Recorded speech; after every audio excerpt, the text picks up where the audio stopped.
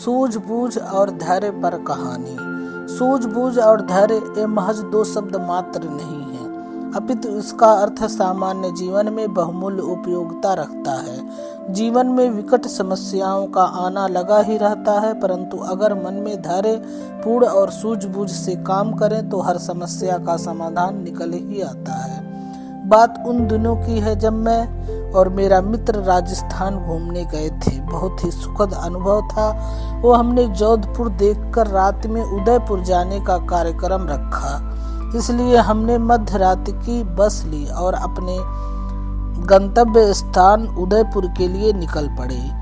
सब कुछ हमारे अनुसार ही चल रहा था। आधी यात्रा के बाद कुछ क्षणों का विश्राम के लिए बस एक अमुक स्थान पर खाने पीने के लिए रुकी। सभी यात्री भी उसके साथ उतरे। उस समय मैं बस में सो रहा था, मेरा मित्र भी सोया हुआ था। तभी अचानक मेरी नींद खुली। बस को खाली देख मैं भी उतर गया और उस स्थान के भीतर गया जहां अन्य लोग भी थे।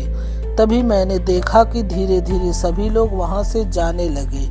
मैं भी अपने बस के निकट पहुंचा तो देखा मेरे बस जैसी एक दूसरी बस वहीं खड़ी थी।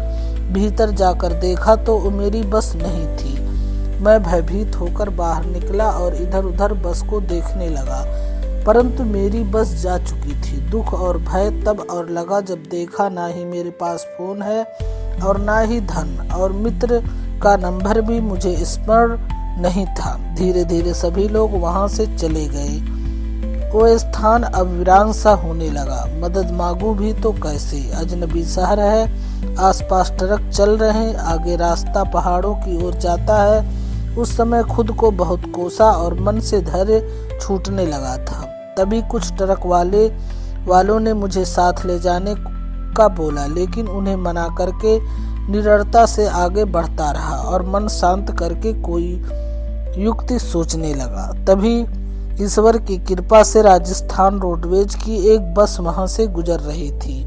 मैंने बड़ी मुश्किल से उसको रोका। उस समय मेरे मन में बस यह था कि किसी सुरक्षित स्थान पर पहुंच जाऊं। वो बस बीकानेर जाने वाली थी।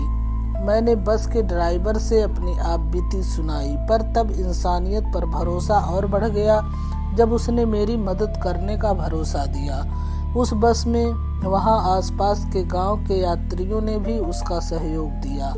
मेरे से बस के बारे में जानकारी ली। संयोग बस मुझे बस का नाम याद था।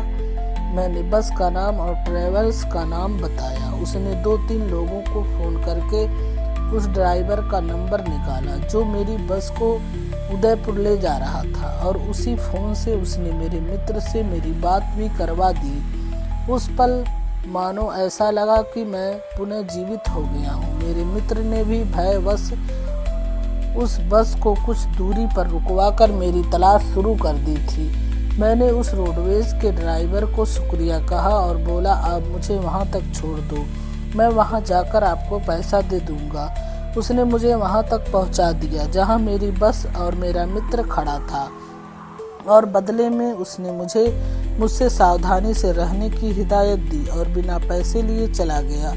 उस समय वह किसी फरिश्ते से कम नहीं था। मेरे लिए यहाँ मित्र और मेरे बस के यात्री ड्राइवर मुझे डांट रहे थे, परंतु उनकी डांट भी मुझे सुखद लग रही थी। इस अनुभव से मैंने मेरी भूल सुधारी और यह सीखा कि परिस्थिति जो भी हो, सूझबूझ और धैर्य से ही बुद्धि का उपयोग करना चाहिए। सपने वो नहीं जो आप नींद में देखें, सपने वह है जो आपको नींद ही ना आने दे।